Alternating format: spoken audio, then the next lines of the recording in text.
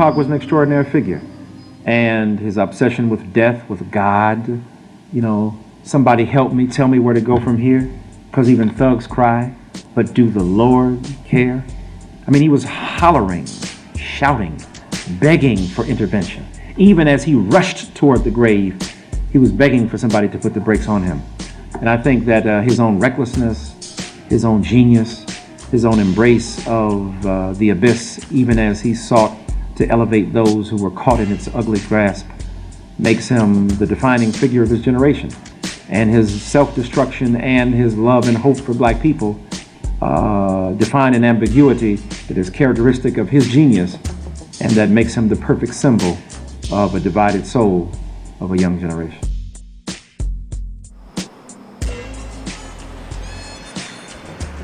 I saw Pac 20 minutes before he got shot. I saw Pac in Vegas, about to get into the car. He's coming out the hotel. And we walked off and we got in the cab and they got in the Bentleys and all that other stuff. And, you know, we went on to another party. And 20 minutes later, we heard Pac got shot. I was at Warren G's house. In the living room. I think we was playing a video game. And we kept getting a whole bunch of calls and pages. Somebody told us to turn on the news, and we turned the news on and we seen the little shit. I remember calling up Fannie and saying, Faye, do I need to get on a plane right now? She said, Jada, he's gonna be okay. You get here when you can. I drove down there to the hospital because I wanted to see my nigga, you know what I'm saying, make sure he was straight. I'm thinking that he was gonna make it. It was Pac. He'd been shot before. Fine. Our first reaction was, again?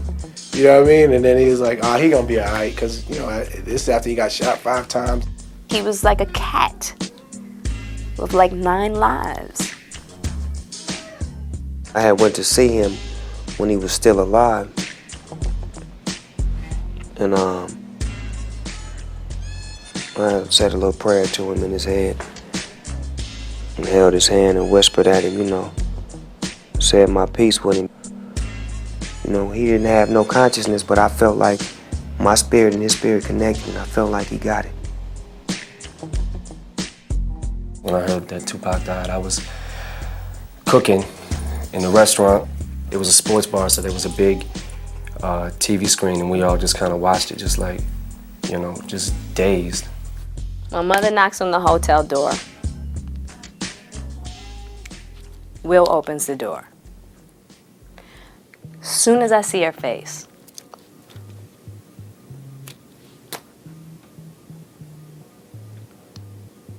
I knew he was gone. I cried like my mother cried when Marvin Gaye died. A lot of people that worked at the job that I worked at didn't understand Tupac or didn't understand the music, so we're looking at us like, what's wrong? What's the big deal? Get over it. And it's like, nah, this is a really fucked up day.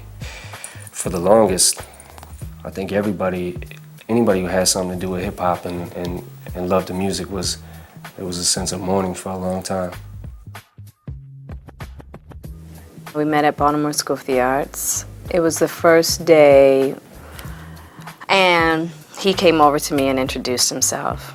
And in high school, Pac was a little funny looking. Definitely, from looking at him, wasn't necessarily like the type of cat that I would even like deal with, you know. But as soon as he approached me, he was like a magnet. It was like once you paid attention to him, he kind of sucked you in. And we hit it off from that moment on. He would tell me all the time, Jada, you're gonna be a star. You know what I mean? I'm like, Pac, come on. He's like, you're gonna be a star. You got it, you just got it. I don't think either one of us really thought that we would have made it in the way that we did. But we knew we were gonna do something. He was one of my best friends. He was like a brother. And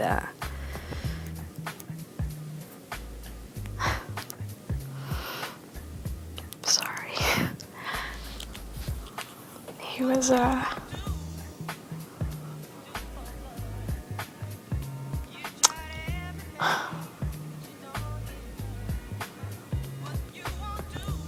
mean, it was beyond friendship for us, you know, as far as just, it's really difficult to explain because the type of relationship we had, you only get that once in a lifetime. So he was like a brother, father figure to me. Very protective, and we took really good care of each other. We took really good care of each other, the best that we could. But we gave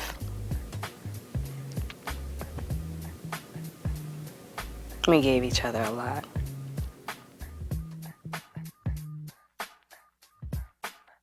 What people don't know is that he really kept, you know, me and my wife together too, because then it came a point in time where I just felt like I didn't need to be, you know, in a relationship, you know what I'm saying, because it was becoming a headache to me, and all these girls wanted to be with me, and I was like, you know, fuck that.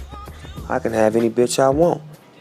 And I mean, we was flying back from Belize, and a gang of the homies, you know what I'm saying, from Death Row was like, yeah, man, fuck that bitch. My baby mama ain't shit. They was telling me about how their relationships is, and then Pac just was like, man, fuck that. That's your son's mother. You love her. She the only one that gonna love you. He just, the shit he was saying was, it was like real, you know? And it was sounding crazy coming from him because he didn't have no relationship like that, but for him to tell me that, the shit really stuck in my heart. When I got home, you know, we pieced it back together, and me and my wife, you know what I'm saying, we worked it out and eventually got married, you know what I'm saying? It was like, I gave him a lot of credit for that because I didn't have no direction. I didn't have nobody to talk to, and I was like young and I didn't really know, so, you know, his advice stood out more than the negative advice did. He been everywhere. He lived in New York, Oakland, here, there. He had so many stories. He had so many, you know what I mean? Everybody else was from one hood. We could tell you about how it is in our hood. He could tell you about how it was in different hoods all over. He could tell you about how it was in the Black Panthers. He could tell you, you know what I mean? So anybody who didn't listen to Pac and just shrugged off what he was saying is just this nigga just out here talking or whatever. It was missing a jewel. It was missing something that they could have took with for the rest of their life, and I'm glad that I was. He was so much of an influence. You know, he with me forever. You know what I mean? For life.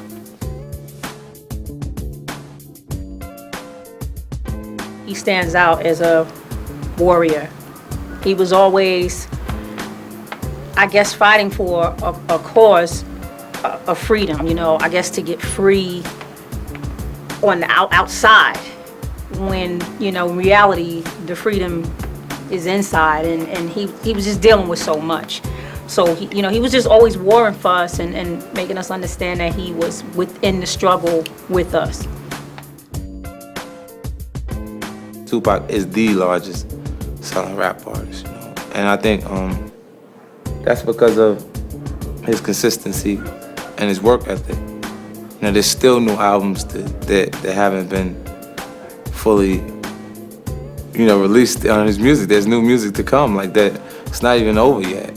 You know, like when people have sightings of Elvis material he's our Elvis. I always knew that Tupac was talented and creative. But the other thing I always knew was the weight that he carried. He came here, the son of a person who was a radical in this country. This country does not look kindly on those people. So I always understood that Tupac couldn't just be an entertainer. He had to understand who he was, and that didn't mean running around dancing and jumping up and down. You know, I'm a dance through everything. I don't believe you can. So I always knew that Tupac was special. That is not to say that I ever had a clue that Tupac would be the person that he was, produce the material that he produced, and have the perseverance that he had and the passion that he had. I didn't know that any more than anybody else did. But I did know that my son was special, and I taught my children that they were special. When we were children, Tupac was a butthead. And he was a typical older brother. He would tie my dolls by the neck and hang them and use them as piñatas. When it was his night to wash the dishes, if mommy wasn't there, he would beat me up if I didn't do it, or lock me in a closet. You know, I was afraid of the dark. That was the average family life that we had. When we just had a family meeting and mom told us about something, a bill couldn't get paid or a struggle we was about to face, it was clear with the two of us that all I had to do was be a little girl and he would take care of it. Our conversations then turned into, don't worry, said, I'm gonna make sure things are okay. He was completely nurturing and actually maternal. So he was our provider. I mean, if you think about it, even to when he died, he was 25, no kids, no wife, no anything, and he actually took care of his entire family. And that was him. Tupac was a complete man. And looking at that movie, we realized once again how much we missed him in our life. We missed his laughter. We missed his criticism. We missed his energy all day. We missed his anger because his anger helped motivate us. His anger was because he saw more greatness in us than we saw in ourselves. And he thought we were a little too slow on the get up. So we missed that. I missed that. I guess he had to die so that we could sit and talk about him because he liked that.